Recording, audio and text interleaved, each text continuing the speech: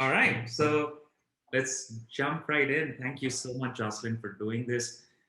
I have known you as a mission driven leader, and I saw that firsthand when working for you at OpenTable. In the leadership team, I thought you were the one who lived the OpenTable brand and values. Tell me how your journey brought you to him for her. Sure. Thank you for that. So, the journey to him for her was really born out of a fellowship that I'm a part of that I came in to discover post Open Table called Henry Crown. And this fellowship actually tasks its fellows with starting a venture that they think will change the world. No pressure, right? And it really caused me to dive deep and think about what is it I'm truly passionate about. And what I learned through that discovery process is I'm really passionate about women at work. And that's a big category. And there's a lot of things to do and a lot of opportunities there. And I really honed in on the boardroom through my own experience of knowing it was the most important room in business, and was fortunate to have been brought into the boardroom by leaders at Open Table, and even prior to Open Table, leaders at City Search. So I got to see it firsthand. And I knew that if we could change things at that level, at the top, that the profound impact that would trickle down to those companies, to those products, and then ultimately to those communities. Got that. And that's awesome. Now, talking about restaurants, 2020 has been an especially rough year for restaurants. There is a common ex-colleague of OpenTable who described it as a bottom-up recession. Now, you're on the board of ChowNow, which works with a large number of small restaurants, and you're also on the board of Papa John's, which is a large restaurant chain. Does the world look different for the small versus large retailer? It's a great question, and it's not one I've thought about in terms of small versus large. I have thought about a lot around the how restaurants do business, and what is going to work going forward that has kind of not worked in this moment, right? So I've thought a lot about what hasn't been working in this moment are restaurants that only provide reservation seated experiences that don't have outdoor space, for example. And that's been, kind of a double penalty, so to speak, because those restaurants don't have a lot of outlets to continue their revenue. And as we know in the restaurants industry, it's a tough business at the best of times. And this is really the worst of times for the industry. So what I've thought about is less about small or large, but what I've thought about is how are people wanting to consume food. And no surprise, they want it to order it online, they want it delivered, or they want to do takeout, or they want to do drive through. And I think those habits will live with us as we go forward. And I think most restaurants of today and of the future will need to build in some capacity around that human desire. But I also do firmly believe, maybe I'm speaking from my personal truth, that humans are going to want to go back to restaurants and sit across from one another and have a coffee, have a meal, share a conversation in person. And so to me, I think restaurants will need to have this kind of well-rounded set of experiences. And those who didn't have it prior to this crisis will need to build in that capacity. But I don't think it becomes an all, online ordering world. Right. Yeah. So let's drill a bit deeper into that. So it's sort of the elephant in the room. 2020 happens, consumer behavior shifts to takeout. Um, Delivery apps, which they're eating up restaurant margins. They were doing so already, but they booked their first profitable quarter ever in the Q2 of 2020, and then one of the successful ones goes public and has a fairly successful IPO in Q4, while restaurants are struggling for survival. So how do you see this play out in 2021? Do we see more restaurants dying out? Do we see a comeback um, in a way that they compete better with apps? is there a new disruptive model that comes up? I think as we go through 2021, there's going to be an increased awareness. There already is, by the way, an increased awareness around how tough of an industry this is and how important it is to our economy. There was a great podcast that I listened to with Danny Meyer, and he talked about how, you know, the restaurant industry employs more people than the auto industry and the airline industry combined. So I think there's already, you know, you and I know this because we've been working with restaurants for a long time, but have consumers really understood how important this industry is to our economy, to our daily lives? Have they really understood how hard of a business it is financially to maintain, even in the best of times? So I think that consumer awareness is something that will move forward with us. And so those companies that aren't restaurant friendly or forward in their pricing are going to, you know, that transparency is going to be there for the consumer in a way that it hasn't been in the past. So how is that going to affect behavior? We'll see. Will consumers try to order direct from the restaurant because they know the restaurant pays fewer fees when that happens? That would be an ideal outcome in some ways, because that's better for the restaurant. The consumer still gets what they need, and the pricing models are more favorable. I don't know if that answers your question. I do think there will be other models that come out, because like anything during this crisis, it's really forced all of us to think about our businesses in different ways, whether that's restaurants and what they offer, but it's also restaurants and who they partner with and what is critical to their business versus not critical to their business. Got that. Got that. Are there any examples that come to mind of this was a kind of restaurant which ended up being more future proof, or this was the kind of restaurant or setup that suffered the most? I know that size was not quite the dimension. Is there any other dimension that helps figure that out? Yeah, I mean, I think some of the restaurants that were unfairly hurt are restaurants that were, you know, a small footprint with no outdoor space and no takeout or delivery options, right? I happen to be an investor in a high-end champagne bar that was one of the casualties of the crisis, and that was despite trying every model available, but there was just something about that specific footprint. So I think fine dining, again, where it wasn't built to travel, it has been struggling, yet you've seen some innovation, right? Some of those restaurants have really boosted their takeout. You look at what is happening with sites like Goldbelly, where you can actually order food from high-end restaurants to have it, you know, delivered all over the United States. You can order it for yourself, you can gift it to others. You've seen some of these high-end restaurants building boxes, do it at home boxes, or take out cocktails, which is not something we really thought about before, right? And now there's local restaurants doing bottle takeout cocktails. So I do think that the restaurants that have not done well are restaurants that truly went into hibernation, because it's really hard to hibernate for the duration of this pandemic, which is brutally long for any business. I think those who are only in-person dining with no takeout capabilities, that's a real struggle. And so again, going back to the ones of the future, I think the ones that were kind of future-proof were those who did have a big online takeout or delivery component to them, kind of what we call in the industry kind of the fast casual, whether you're, you know, Souvla or Sweet Green, these restaurants that have great food, and they maybe had a little bit of a dine-in footprint, but that wasn't the only way to get their delicious food. Got that.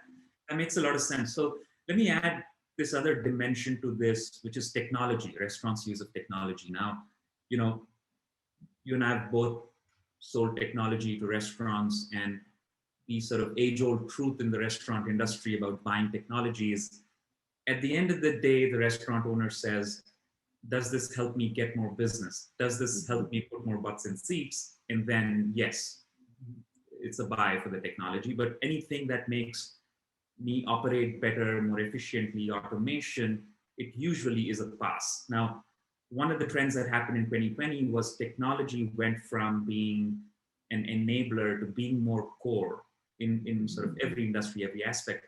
How do you think restaurants are going to embrace this reality of software eating the world? I think, prior to the crisis, we had already seen a surge in technology providers for restaurants. And in some ways, it made their jobs harder, right? Because now you're getting 10 phone calls about 10 products and which ones integrate with each other, right? And so, in a lot of ways, taking it back to your example, is the restaurant owner has a busy portfolio of things to do. So, choosing between 10 technologies may not be the high priority. I think it comes down to, again, how do I get customers in the door now? And what technology is going to help me do that the best and in the most streamlined way. So I actually think there's going to be a fair amount of restaurants wanting some sort of consolidation or integration, because as a small independent restaurant owner, I actually don't want to choose 10 technologies. I would prefer to choose, and the one that they all have to have is the point of sale system, right? Like, it's really hard to operate a restaurant if you don't have a way to buy the food. But the second piece, like you said, that's gotten increasingly more technological is customer acquisition technologically, right? When people aren't in a world where they're walking by a restaurant and reading a menu, and people have, they're figuring out what to eat on their phones and their computers, you've got to be digitally present, digitally available, and be able to deliver that food in a digital way. So I think that lives with us going forward. And those restaurants will be looking at all these technologies and asking themselves which ones do that best, and which way do I do that in a streamlined way. So I actually think that kind of operational efficiency piece will inherently be in those conversations, because again, most restaurants won't want to pay for 10 different systems. They certainly don't want to train their staff on 10 different systems, right? And so that kind of streamlining of technology to be able to do those basic things beyond point of sale. I think what's been added to that is customer acquisition and also delivering that food, whether that's takeout, delivery, drive-through, to those customers. Got that.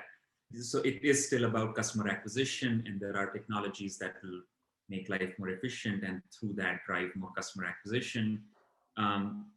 Restaurants do not want lots of different technologies. They want something simple and sort of at one place and integrated and consolidated. Now, drilling down into more of the business going from at the restaurant to at the door of the customer, how do you see location technology driving this automation and customer acquisition?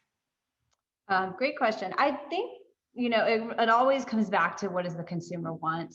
And I think what the consumer wants is they want good food delivered in a way that it's going to taste just like it would if you were to go to the restaurant, and in the quickest path possible, right? So that's a pretty simple desire from the consumer side.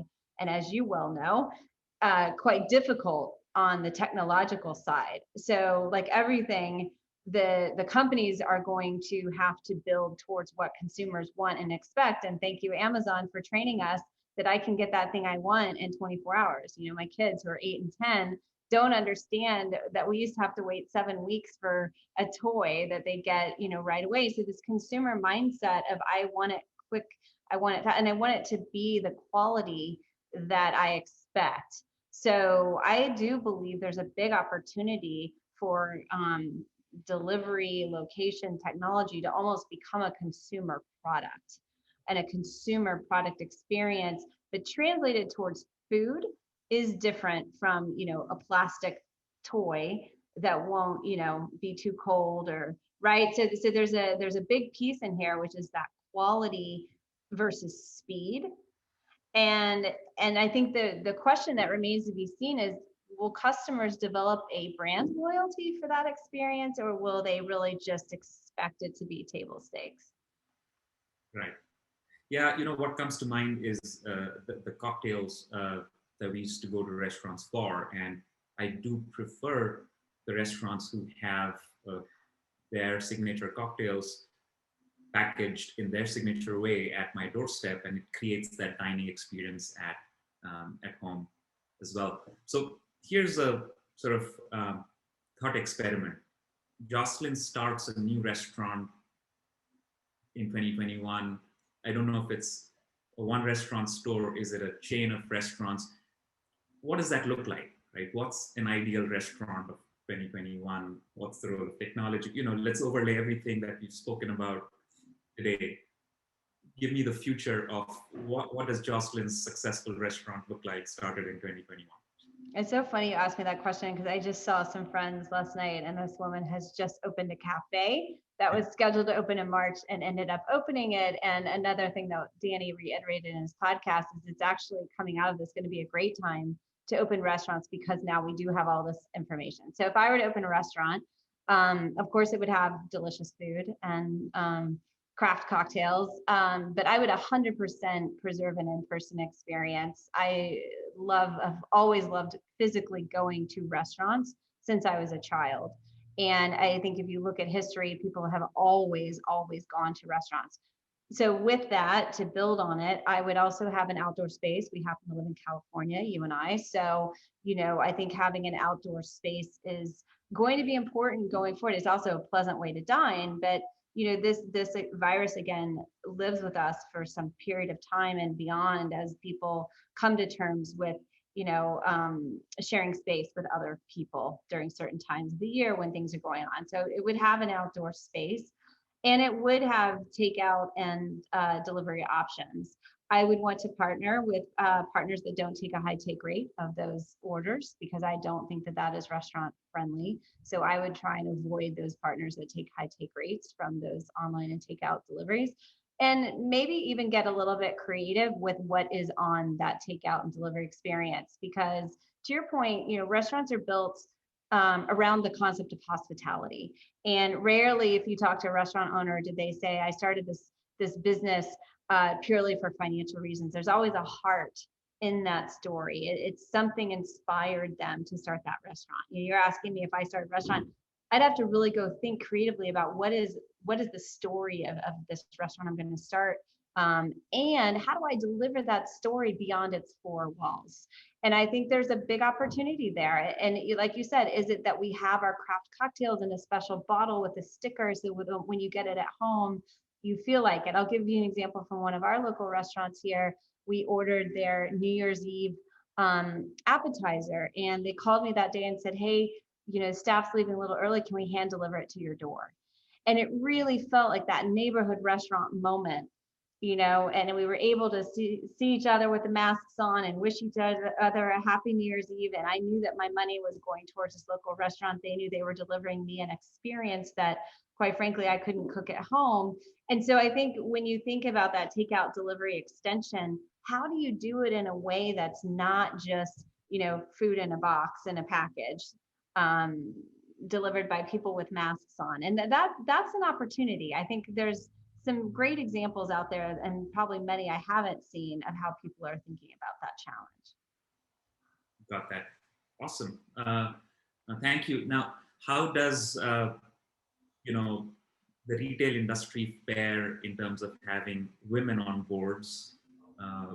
Getting back to the him for her mission, and how can they get involved with him for her to find the right board members?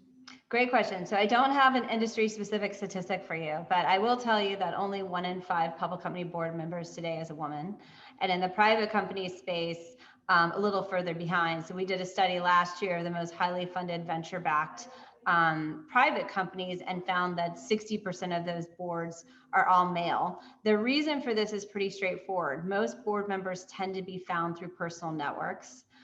Because people want to pick people they know and trust for their boards. That in and of itself isn't a bad thing. The challenge is just that those personal networks aren't diverse. So that's what Him for Her does. We exist to help extend networks, to bring women and women of color into those opportunities and networks so that they are seen and considered for those roles. How does one become involved with Him for Her?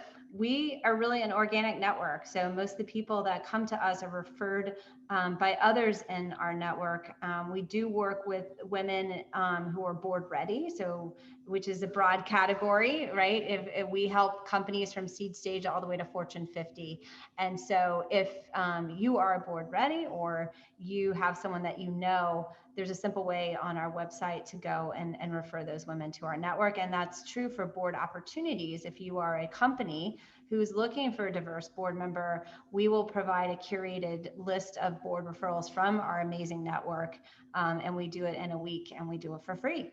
So we're here really to help that ecosystem broaden its consideration set. One last question. Are you going to be watching Super Bowl Sunday? I am. I have to say, I'm not a big football fan, and everyone in my family is devastated by that because I grew up in Texas and a big football family. But I do know Tom Brady's in the Super Bowl this year, is what I've heard, and no surprise, I've already thought about like what am I going to cook, and so that's been my focus. Are you going to order something? I don't know. I probably will order a stuffed crust Papa John's pizza. And I'll probably also cook a little bit as well. Got it. Isn't Super Bowl like the Cyber Monday of the food industry? Yeah, and the ad industry actually. Got it. I would imagine that the takeout restaurants are going to do quite a business on Sunday.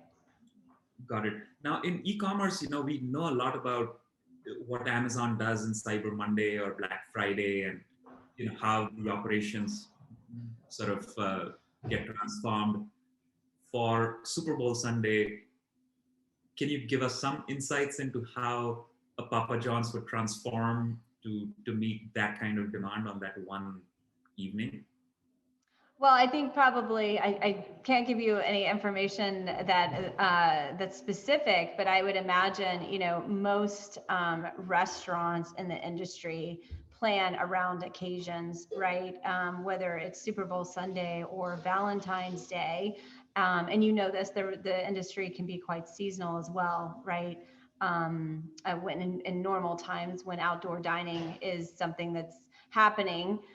Versus not. So I think all restaurants are really planning for those different moments in time. Cool. Thank you so much, Jocelyn. This was awesome. Look, I mean, people are going to go back in, and the consumer shift of ordering and takeout is also real. So we're moving to a hybrid world, and it all starts with the story of the restaurant and how do you bring that experience to the consumer, which, I think having worked for you, I know how, it all stems from there, right? What's the story of the restaurant, centricity. And I think that came out, and that's really the centerpiece to all the other dimensions.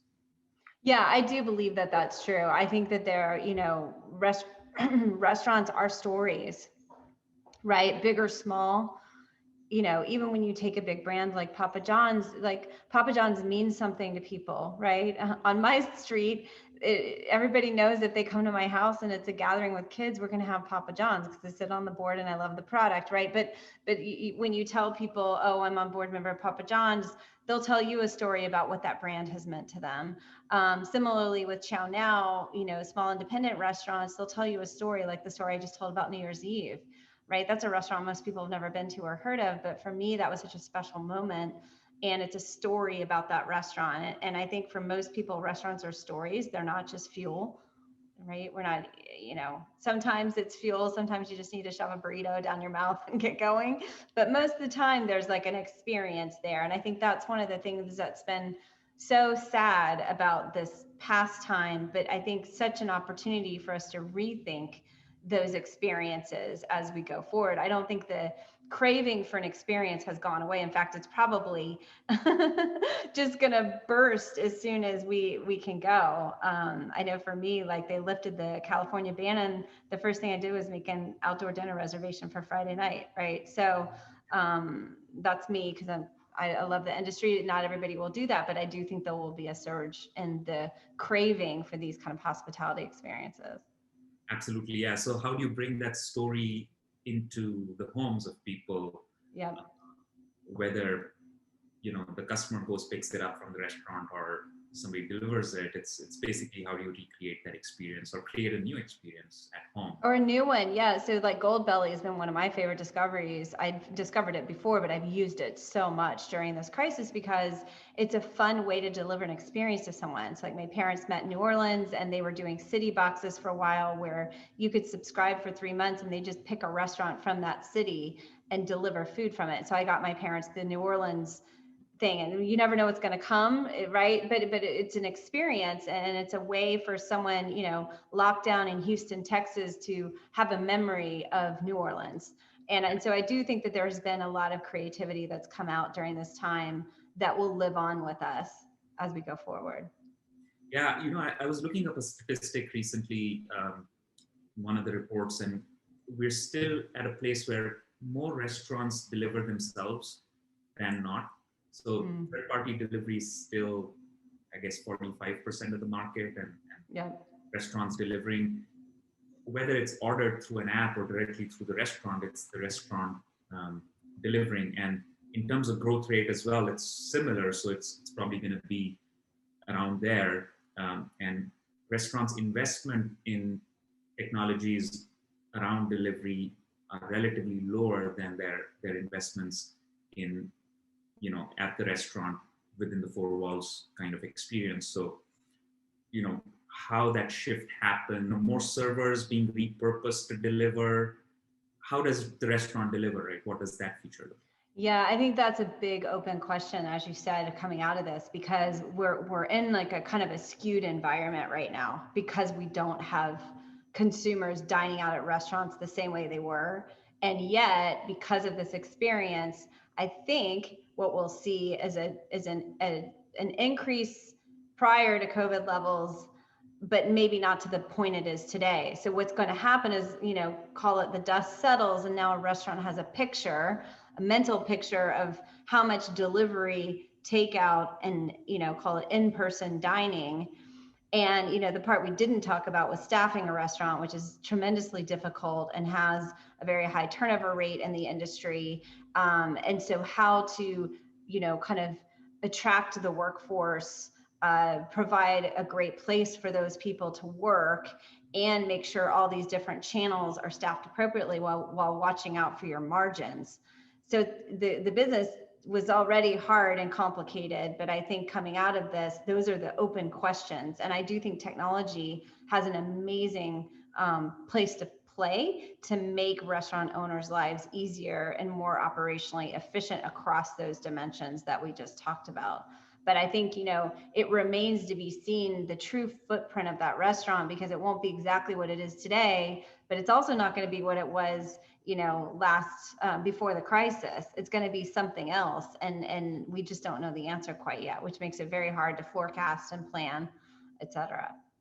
Yeah, there's one company we work with a national footprint that provides gig workers, same-day gig workers to restaurants.